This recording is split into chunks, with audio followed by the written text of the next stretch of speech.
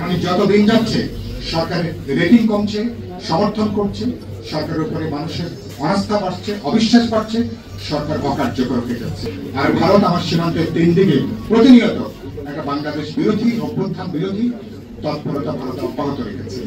রাষ্ট্র চালাতে গেলে রাজনৈতিক ম্যান্ডেট লাগে, রাজনৈতিক দল লাগে, রাজনৈতিক নেতৃত্ব লাগে। এটা ছাড়া তো মডার্ন কোন ডেমোক্রেটিক স্টেট ফাংশন করতে পারে না।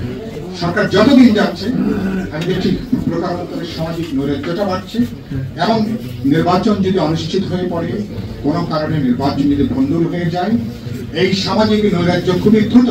বসুন্ধরা ডায়াপেন্ট এখন আরো উন্নত। এই hot air through top sheet দ্রুত শোষণ করে সোনামণিকে দেয় কোমল অনুভূতি। একটা রাজনৈতিক সহিংস নৈরাজ্য পর্যবেসিত হতে পারে। আর ভারত আমার সীমান্তের তিন দিকে প্রতিনিয়ত একটা বাংলাদেশ বিরোধী, অভ্যুত্থান বিরোধী তৎপরতা ভারত অব্যাহত রেখেছে। আপনি নির্বাচন যত বেশি বিলম্ব করবেন, এই অভ্যন্তরে নানা মাত্রা সহিংসতা বাড়বে, অনিশ্চয়তা বাড়বে, সংঘাত বাড়বে।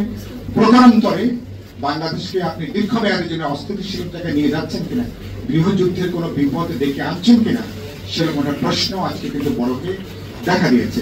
সেজন্য আমরা প্রফেসর ইউনূসকে কালকে বলেছি, এনাফ ইজ এনাফ। আপনি ফেব্রুয়ারিতে নির্বাচন না করলে এই সরকারের জন্য সর্বনাশ, দেশের জন্য সর্বনাশ, দেশের গণতান্ত্রিক ভবিষ্যতের জন্য সেটা কিন্তু সর্বনাশ ডেকে আনতে হবে।